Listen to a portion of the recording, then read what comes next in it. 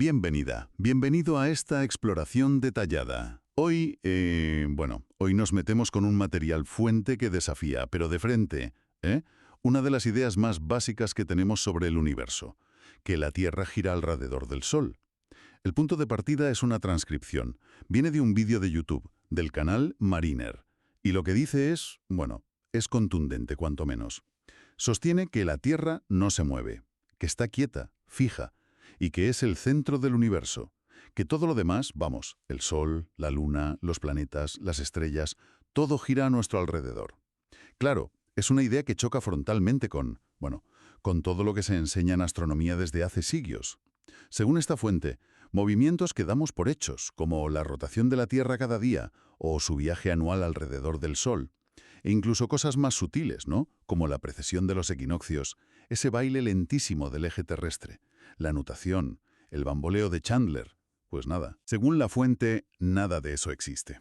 Así que nuestra misión hoy es desgranar un poco estos argumentos, entender quién dice esto, en qué se basan, según la transcripción, claro, y cómo articulan esta visión geocéntrica tan radical. Vamos a verlo tal como lo exponen. Venga, vamos al lío. La idea principal, como decíamos, es impactante. La Tierra está totalmente fija. La fuente niega así, explícitamente, que tengamos velocidad de rotación, esa que la ciencia calcula en unos 465 metros por segundo en el ecuador. No, Eso es. Y también niega la velocidad de traslación alrededor del Sol, los casi 30 kilómetros por segundo.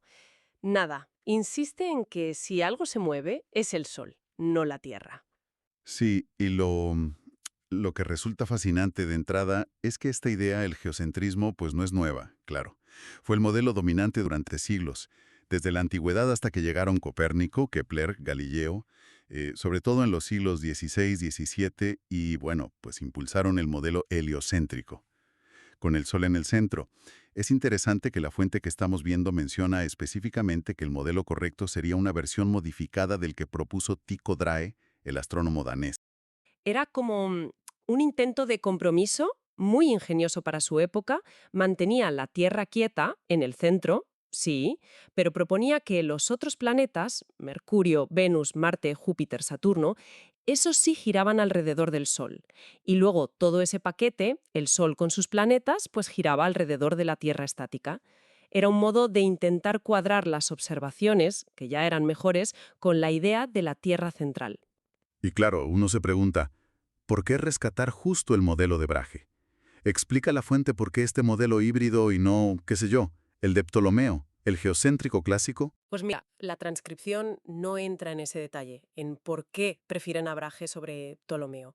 Pero bueno, elegir el modelo de Brahe les permite, en cierto modo, aceptar que los planetas giran alrededor del Sol, que eso con telescopios ya era difícil de negar, ¿sabes? Pero sin renunciar a lo que parece clave para ellos, la Tierra quieta y en el centro. Es como una forma de encajar ciertas evidencias sin soltar la premisa geocéntrica fundamental. Vale. Y por si la idea de la Tierra inmóvil no fuera suficiente, la fuente añade otra cosa que es, tela marinera. Dice que la Tierra no es una esfera sólida, que es hueca y que además está habitada por dentro.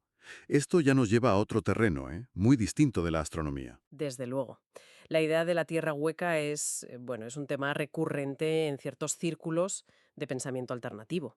A veces va por separado de lo del geocentrismo, pero aquí la fuente parece que lo junta todo en el mismo paquete.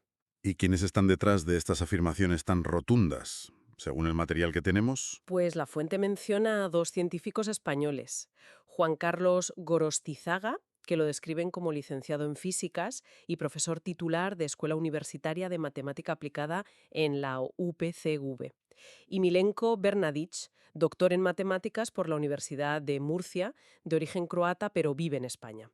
Y dice que publicaron juntos un libro en 2013. El título es bastante directo. Sin embargo, no se mueve. Y ahí, según la transcripción, es donde exponen sus argumentos para defender lo que llaman la realidad geocéntrica. Y aquí la fuente mete un punto que presenta como muy relevante. Dice que estos autores presentaron el libro a colegas suyos, científicos, de su entorno académico, y que la reacción, según el texto, fue peculiar. que aunque los colegas no estaban de acuerdo con las conclusiones, supuestamente admitieron que no pueden rebatir sus argumentos. Y más aún, que no tienen pruebas científicas para contradecir el libro. Esto es lo que afirma la fuente, ojo. Uf, esa frase "no pueden rebatir" es una jugada retórica potente, ¿no? Parece que la cosa no va solo de física o de historia de la ciencia.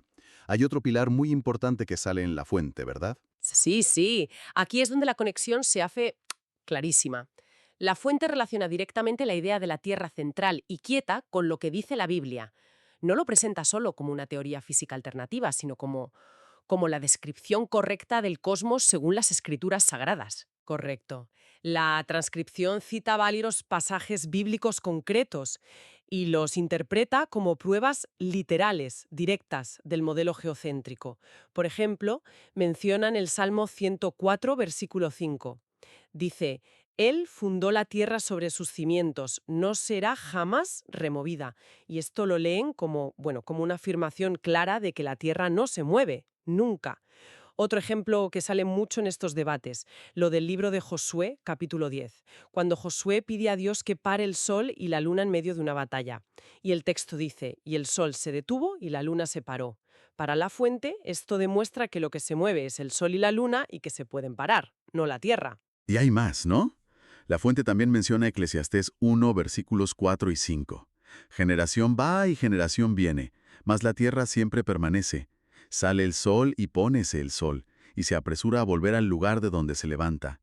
Y de nuevo la lectura es literal. La tierra quieta, el sol moviéndose. Sí, citan también el Salmo 93, versículo 1. Afirmó también el mundo y no se moverá. Y una historia curiosa de Isaías 38, versículo 8, donde la sombra de un reloj solar retrocede 10 grados como señal divina. Y la fuente lo interpreta como que el sol literalmente se movió para atrás en el cielo. Me llama la atención que el punto clave aquí parece ser esa interpretación tan literal, ¿no? Rechazan de plano que sea lenguaje poético o metáforas o que simplemente describan cómo vemos las cosas desde aquí, o que esté adaptado a cómo se entendía el mundo entonces. Esa es la clave de su lectura. Exactamente. La interpretación que da la fuente es que esos pasajes son descripciones exactas, factuales, de la realidad física, inspiradas por Dios. No hay sitio para la metáfora o la adaptación cultural en esa lectura. Y va más allá. Conecta esta posición central de la Tierra con su significado teológico cristiano. Argumenta que la Tierra no puede ser una simple mota de polvo, porque fue el lugar elegido para la redención, donde vino el Mesías. Y no solo eso, sino que será el centro del futuro reino de Dios y la morada final del Padre. Así que su posición central e inmóvil no es solo un hecho físico revelado, sino casi una necesidad teológica, una coherencia entre el diseño del cosmos y el plan divino. Claro, esta conexión le da al modelo físico un peso espiritual y existencial enorme para quien comparte esa fe. O sea que no hablamos solo de una propuesta de cómo es el universo. El material que vemos va más lejos y ataca duramente a la ciencia establecida. Efectivamente, la llama falsa ciencia o ciencia amañada y manipulada. Sin paños calientes. Es un rechazo total al conocimiento científico actual sobre el cosmos. Y para apoyar esta idea vuelven a la Biblia.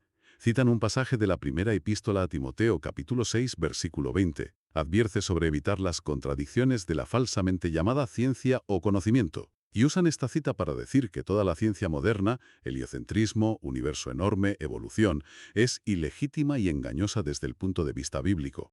Y la fuente no se queda ahí, en criticar la falsa ciencia en abstracto. Dice quién estaría detrás de esa manipulación. Habla de una élite satánica del poder. Esto ya nos mete de lleno en teorías de conspiración. Así es.